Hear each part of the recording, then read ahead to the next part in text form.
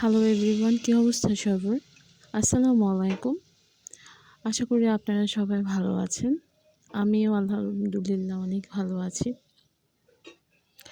অনেকদিন পরে একটা লং পোস্ট নিয়ে হাজির হলাম। টুকিটাকি রান্নার ভিডিও শেয়ার করা, দৈনন্দিন জীবনে, সংসার জীবনে কীভাবে একজন হোমমেকার তার সংসার সামলায় এবং প্রত্যেকটা হোমমেকারের কিছু কিছু পরিস্থিতি বলেন, রান্না বলেন, সব কিছু আসলে আমি তুলে ধরার চেষ্টা করি। যারা হচ্ছে একা হাতে সংসার, বাচ্চা সব কিছু সামলান, তারা হয়তো রিলেট করতে পারে। ওই মুহূর্তেই এসে আমার বড় ছেলে বলে, মাম্মা আমি টয়লেট করব। বোঝেন অবস্থা। পরে আবার হচ্ছে ভয়েস ওভার অফ করে ওকে বাথরুমে নিয়ে গেলাম। এটাই হচ্ছে একজন হোম মেকারের স্ট্রাগল। বাট এটা আসলে সবাই বোঝে না, নিজের মানুষগুলোই বোঝে না। সেখানে আসলে আপনি যখন পরের থেকে আশা করবেন, সেটা আসলে নেহায়েত বোকামি ছাড়া কিছু না। এখানে হচ্ছে আম্মু আচার দিছিল, অনেকগুলো মিষ্টি আচার। পরে তেলটা আমার কাছে কম মনে হয়েছে, আমি আরেকটু তেল আর গুড় দিয়ে এটাকে আরেকটু মিষ্টি করছি। যেহেতু এই আচারটা আমি সম্পূর্ণ ভাতের জন্য বানাইছি, মানে ভাতের সাথে খাওয়ার জন্য আর কি। সো আমি মিষ্টি করছি। আর মাঝে মাঝে হঠাৎ এখানে আমি যখন মন চায় আর কি বিরিয়ানি করে ফেলি দেখলে বইলা দেয় শর্টকাটে। মনে হয় বউকে না। খেতে ভালোই লাগে, সবাইকে নিয়ে খাই এবং আমার ছেলেরা এনজয় করে। সবচেয়ে বড় ব্যাপার যেটা আমার কাছে ভালো লাগে, আমার ছেলেরা এনজয় করে আমার রান্নাবান্নাগুলো। সো দেখতে থাকেন আমি কি কি করি। এখানে হচ্ছে যে 2-3 দিনের ভিডিওগুলো দেওয়া, এক এক দিন এক একটা আইটেম রান্না করছি, ওগুলোর ভিডিও ছোট ছোট ক্লিপ নিছি। সো আমি কথা বেশি বাড়াবো না, কারণ আমাকে ওইদিকে আবার যেতে হবে। ওই দিক থেকে এখন কিছুক্ষণ পর ডাক আসবে যে মাম্মা আমার হয়ে গেছে।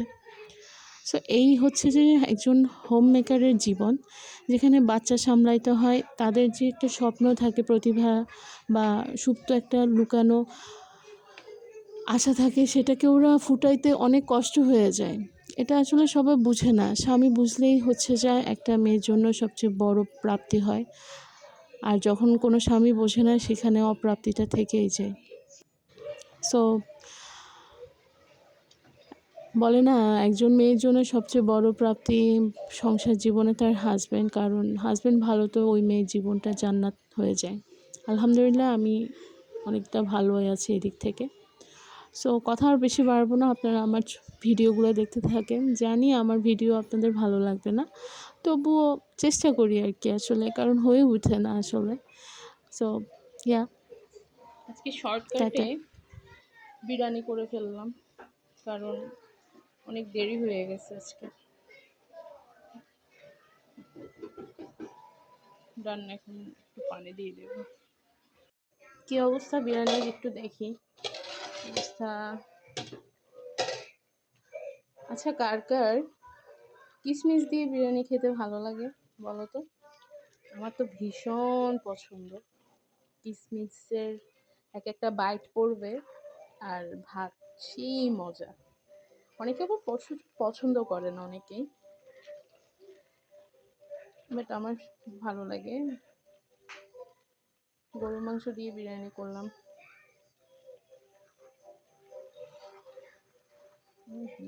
লেগে যাচ্ছে।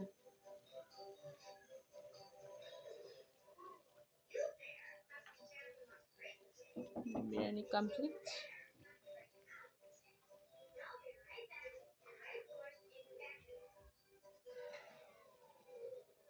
কেমন হলো বলো তো?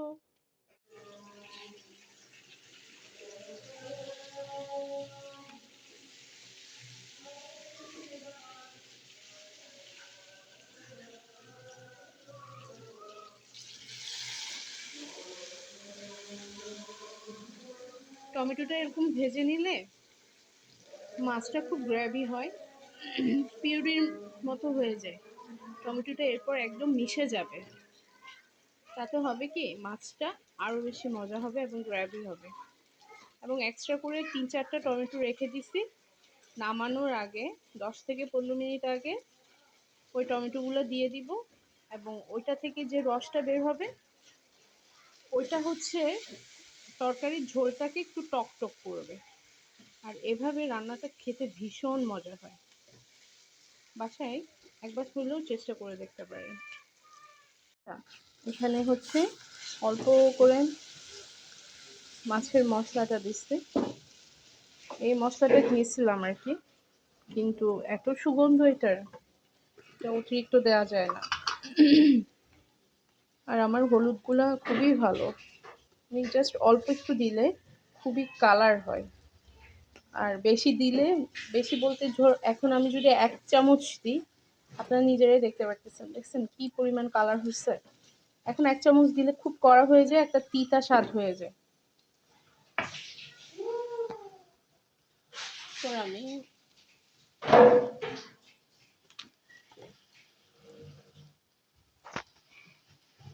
হলুদ দিয়েছি।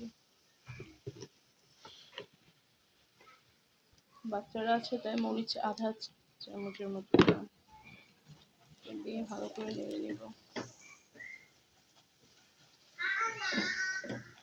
মরিচ আর একটু দেওয়া যায় তো, কিন্তু কেউই ঝাল খায় না, আর আমি তো ঝাল খেতেই পারতেছি না। আমার বুক ব্যথা শুরু হচ্ছে, ডান হাত ব্যথা করতেছে, এক অবস্থা।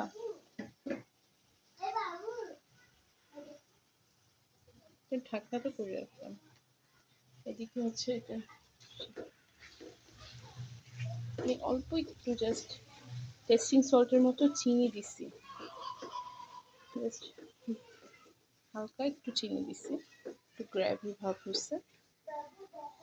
এবার ঢেকে দিব। ঢেকে দিলে এই উপরের অংশগুলো নরম হয়ে যাবে, এগুলো এখনো শক্ত, এখনো শক্ত। ঢেকে দিলে ভাপে হয়ে যায়। এটা হতে থাকুক। তো যা বলছিলাম যে স্কুল গোয়িং বাচ্চাদের মাদের আরেক কষ্ট, সকালবেলা উঠে বাচ্চাদের রেডি করো, নাস্তা করো, বাচ্চাদের দাঁত ব্রাশ করো, বাচ্চাদের পটি পরিষ্কার করো যদি পটি পায়, মুখ ধোয়া, স্কুল ড্রেস পরো, উইদাউট এনি সাপোর্ট সব কিছু করে যায়। এরপরও বলবে যে কি করতেছো, রাইট? অনেক ক্ষেত্রে অনেক ফ্যামিলিতে এটা হয়। আমার হাজব্যান্ড মাশাআল্লাহ আমাকে অনেক হেল্প করে এদিক থেকে, যার জন্য হয়তো বা আমার হ্যাসেলটা কম হয়, কিন্তু পড়ালেখাতে হেল্প করে না। এই যে দুটোটাকে নিয়ে আমি পড়াই, সে পড়ায় না, সে নিজে পড়তে থাকে ওই রুমে, বুঝছেন? তো এই আর কি ব্যাপারগুলো। তো হাজব্যান্ড যদি সাপোর্টিভ হয়, একটা মেয়ের জন্য সব কিছু ইজি হয়ে যায়, কারণ দিন শেষে ওই মানুষের সাথেই লাইফটা লিড করতে হয় তো আসলে। তো ওই মানুষটা থেকে যদি কোনো ধরনের ট্রমাটিক কোনো অ্যাটিটিউড মেয়েটা দেখে, তখন ওই মেয়েটা আসলে আস্তে আস্তে ডিপ্রেশনে চলে যায়, কারণ ওই মানুষটাই তো সব কিছু, তাই তো? তখন দেখা যায় ওই আলটিমেটলি ওই প্রভাবটা সন্তানদের উপর গিয়ে পড়ে। তো কারণ বাচ্চা দুটাকে পড়ানো ইটস নট এ টাফ ইয়ার, এটা অনেক কঠিন, এবং যদি বাচ্চা হয়ে যায় খুব অ্যাক্টিভ, সো ওই বাচ্চাগুলোকে হ্যান্ডেল করা তো আরও বেশি কঠিন ব্যাপার। আমি জানি না আমি কীভাবে করি, আমি হয়তো বা খুবই রুড বিহেভ করি, আমি খুব স্ট্রং থাকি, খুব মানে কি বলবো, আমার ছেলেদের সাথে মাঝে মাঝে আমি খুব রুড ব্যবহার করি, তার জন্য আমি আমার সন্তানদের কাছে অনেকবার সরি চেয়ে নিছি, কিন্তু একটা সময় আসলে আমার মাথা ঠিক থাকে না, তখন তাদের সাথে খুব রুড ব্যবহার করি। সো এইগুলো আসলে প্রত্যেকটা মায়ের কথাগুলো বলতেছি, নট অনলি মি, এটা আমার একলা কাহিনী না, আমার একার না, এটা প্রত্যেকটা মার কাহিনী। হ্যাঁ, বাচ্চাদেরকে সামলানোর পরেও স্বামীরা যখন বলে কি করতেছো ঘরে, এটা কিন্তু অনেক স্বামীরা বলে থাকে। আর এই জন্যই হয়তো বা বাংলাদেশে এখন খুব ডিভোর্সের হার বেশি, আর বাংলাদেশের মেয়েরা এত পরিমাণ এসব নিতে পারে, কিন্তু এই স্টেজে মেয়েরা খুব কমই পারে, রাইট? খুবই কম পারে। সো তখন দেখা যায় যে ওরা বলে যে আমার লাইফ আমি যা ইচ্ছা করবো, ধুমধাম হচ্ছে ডিভোর্স দিয়ে দেয়, চিন্তা করে না। কিন্তু আমাদের মা চাচিদের যুগ থেকে দেখে আসছি, এত পরিমাণ হ্যাসেল নিতে পারে, এত পরিমাণ ট্রমাটিক সিচুয়েশন ওরা হ্যান্ডেল করে এসছে যে এটা ওদের জন্য ইজি ব্যাপার। তখন আমাদেরকে মাঝে মাঝে বলতো আম্মুরা যে ইটস ওকে, যে তোমাকে টলারেট করতে হবে। আমারও বিয়ের পর অনেক কাহিনী হয়েছিল। সো এটা আসলে সব মেয়েদের জীবনের কাহিনী, রাইট? কোরাল মাছগুলো একটু হালকা ভাজছি, হালকা ভেজে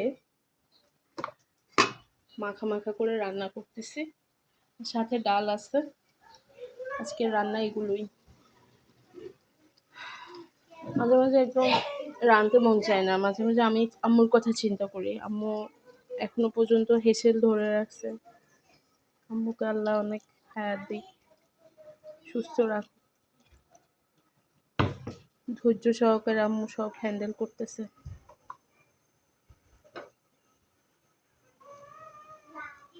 তেলটা বেশি হয়ে গেছে, ভাজার তেলটা দেওয়াতে আরো বেশি তেল ভেসে উঠছে।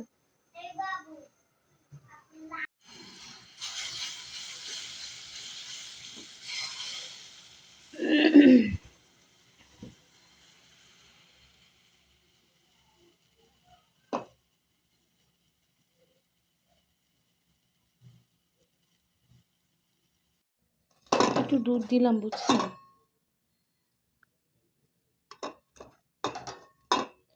কলিজাগুলো দিয়ে দিচ্ছি। মাংসগুলো আমি আগেই সেদ্ধ করে নিচ্ছি, কলিজা সেদ্ধ করিনি, কারণ কলিজা এমনিতেই নরম জিনিস। একটু এখন যদি আমি রান্না করি সেটা তাতেই সিদ্ধ হয়ে যাবে।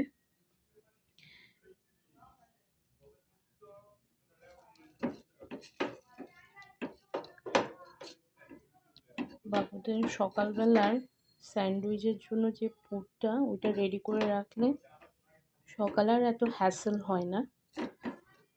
সো এখন এটা করে রেডি করলাম, জাস্ট সকালবেলা স্যান্ডউইচ মেশিনে দিয়ে দিব। সব একসাথে দিয়ে দিই।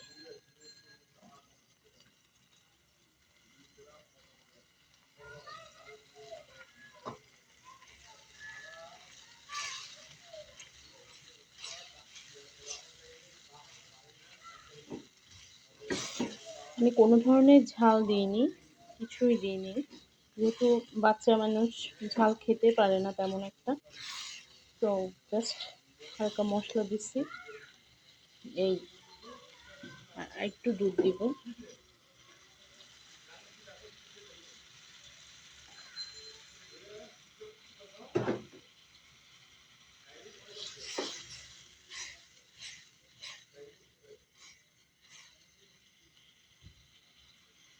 এই তো আমার পুরো রেডি। এটা টেনে আসলে আমি নামাই ফেলবো।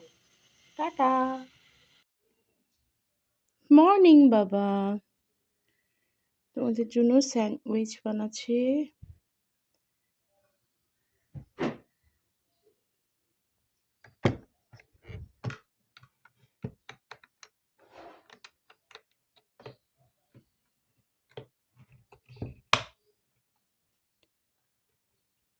এদিকে কতগুলো বানালাম।